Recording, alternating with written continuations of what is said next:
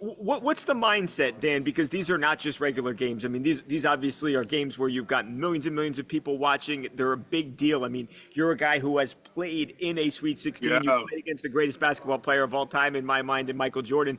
What is the mindset as a player heading into the biggest game of their lives? You got to be able to handle success, Mike. Like people think you got to be able to handle failure. No, you go back on your college campus and everyone's kissing your you know what. All of a sudden, the level of girl that's talking to you rises a little bit, Right. Mike. All of a sudden, that sorority queen is now noticing you, Mike. I'm telling you, it's a big deal. It really is. And coaches, I'm just when the plane was landing or the bus was pulling in, they were talking to their players about what I just said. Look, great, but we got to stay focused. Don't get in trouble.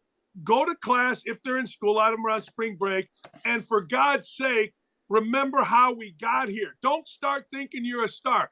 Don't start thinking every night I'm watching ESPN to think I'm on it and my phone's ringing. Mike, people always, I played for the great Bobby Knight, and Yeah. people always ask me, what's the best thing you thought he did as a coach? He made you handle success. Like you beat whoever by the time you're landed or by the time you're out of that gym, you think you just lost by 20, man, because he's got you going. And that's where Danny Hurley is so good at this, because he just keeps driving, keeps driving, keeps driving.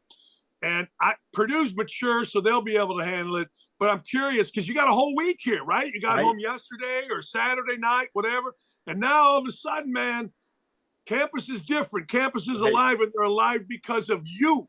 And you got to be able to handle that bad boy. And it ain't easy. Yeah, I think people don't realize, some fans don't realize, you play that first game, a first round matchup, right? It's late at night, you go to sleep, you practice the next day, and then you're playing again the following Right. day, right? Now you've got some time to enjoy your success, right? And that ain't always good, man, when you're 18 to 23. And a lot of these guys got a little money in their pocket. Right. I'm just telling you, it is something that like if you're on spring break, coaches might have like 3-a-days. Come in at 10, we'll talk for an hour. Come in at 3, we'll practice for an hour. Right. Let's come in here at 7. We'll have a nice team dinner just to make sure the focus is there, man. I'm telling you, it's a big deal. Two quick ones. I want to ask you just about that personal matchup against Michael Jordan. I mean, how did you personally prepare, Dan, knowing that you were going to be tasked with, or, Coach Knight was going to task you with trying to defend this guy who, even back then, I was not Michael Jordan yet, but obviously we knew how incredibly talented Michael Yeah. was. What was the mindset, and what did Coach You Knight want say to you? You want to know my mindset, Yeah. Mike? I was sick as a dog. I didn't let anybody know. He told me at our pregame meal 3.5 hours before, I went back to my hotel room and I puked all over the carpet. Not because of being nervous, but I was sick. In fact, I filed out, and in one shining moment, it shows me with my head over, and like, because I'm Oh, puking on the oh sideline. no.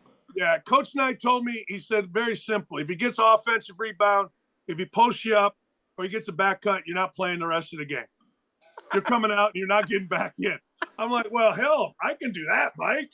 Right? I mean, I can do that. I mean, okay, make jump shots. But all right, no back cuts, no offensive rebounds, and no post up. All right, we can do that. But it wasn't that in depth. Let's put it that way.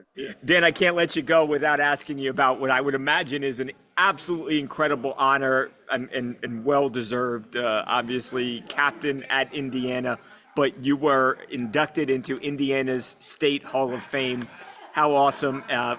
What does that mean to you as a guy who's a basketball player in Indiana? I mean, Yeah, that meant a lot. When I grew up, I didn't even know they had a Hall of Fame. I grew up in Northwest Indiana, Gary, Indiana. We part of Chicago, but I wish my dad was there. I called my family, and then I called 2 high school teammates of mine and asked them to come because they passed me the ball. They had no ego. They were a year ahead of me.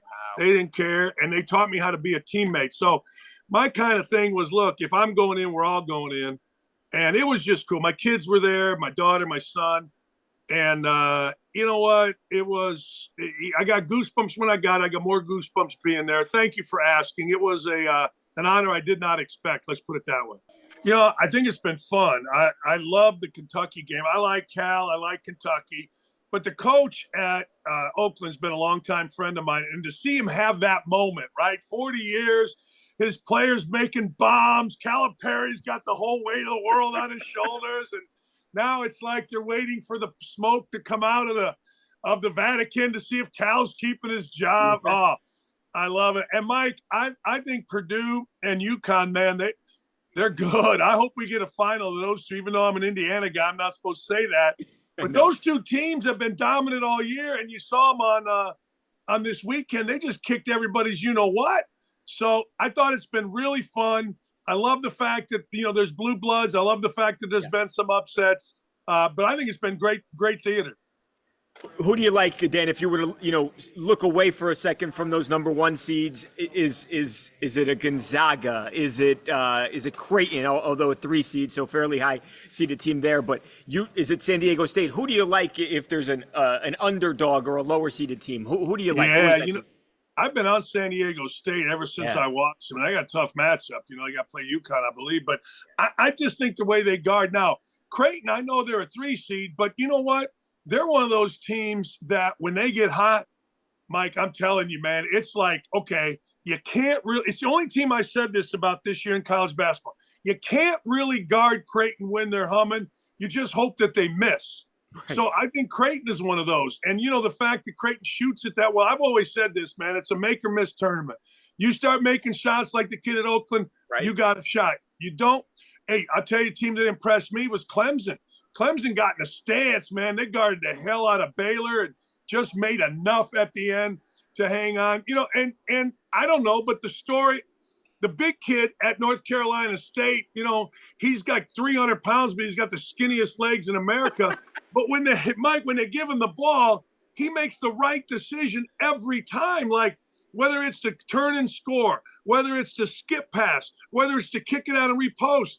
It's really fascinating. I'm not counting out North Carolina State. They got something going, but I do like Creighton. I think Creighton is one of those teams, man, if they get hot, you're all of a sudden like, whoa, they're 11 for 17 on threes, and they beat somebody that they're not supposed to.